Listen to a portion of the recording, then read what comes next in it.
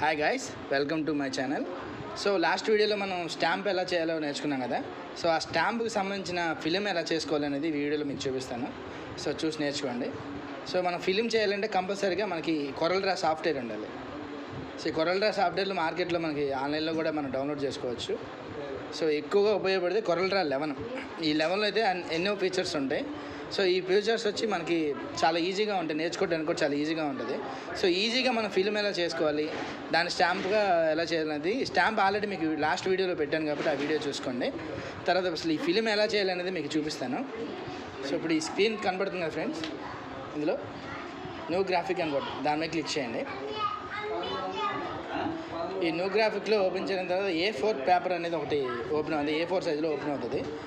ఈ కొరల్ డ్రాలో left side చూశారు కదా, ఈ లెఫ్ట్ సైడ్లో బాక్స్ ఉంటుంది. దాన్ని F6 తీసుకున్నా సరిపోతుంది, లేదంటే మౌస్ అక్కడ తీసుకొని దాన్ని క్లిక్ చేసుకొని ఇక్కడ మనకి ఎక్కడైతే కావాలో అక్కడ దాని మీద ఇట్లా డ్రా చేసుకోండి. ఒక చిన్న బాక్స్ లాగా డ్రా చేసుకోండి. దాన్ని F4 కొడితే దాని వరకే జూమ్ అవుతుంది అనమాట. సో F4 కొట్టేసి ఈ బాక్స్ని మనం రైట్ సైడ్లో కలర్స్ ఉన్నాయి కదా చూసారా, ఈ కలర్స్ మనం బ్లాక్ ఫిల్ చేసుకోండి. సో ఇంతవరకు క్లియర్ కదా, ఇది జూమ్ అంతా ఉంది కాబట్టి మనం తీసుకున్నాం. సో మన స్టాంప్ సైజ్ అంటే మన పేపర్ మీద వేసే స్టాంపు సైజు, అక్షరం సైజు ఎంత అనేది ఉండాలంటే 12 సైజు. నార్మల్గా వాడేది ఎవరైనా సరే 12 సైజు కన్నా వాడరు, కంపల్సరీగా ఇది ఫిక్స్ అనమాట. So 12 size. ఇప్పుడు సైజు అన్నీ మనం పెట్టుకున్నాం.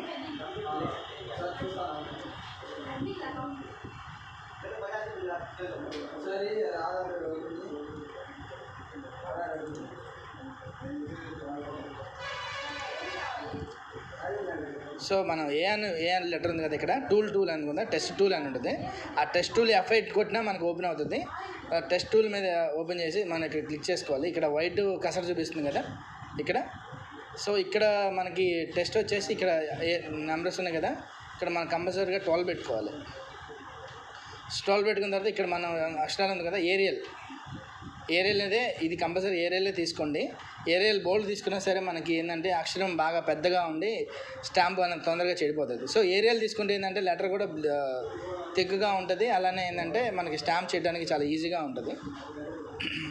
సో ఈ రెండు మాత్రం కంపల్సరీగా మీరు నోట్ చేసుకోండి. టెస్ట్ వచ్చేసి ఏరియల్లో పెట్టుకోవాలి. సో ఏ మీద కట్టినా ఏరియల్లోకి వస్తుంది.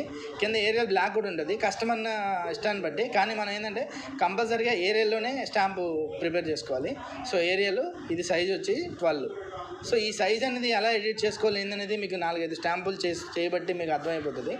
సో మనం ఆల్రెడీ ఒక స్టాంప్ చేద్దాం మనం ఇప్పుడు. సో ఏదైనా క్యాపిటల్ లెటర్తోనే స్టార్ట్ అవుతుంది కాబట్టి ఇక మన టెస్ట్ బ్లాక్లో మనం టెస్ట్ని ఇక్కడ టూల్ టెస్ట్ క్లిక్ చేయగానే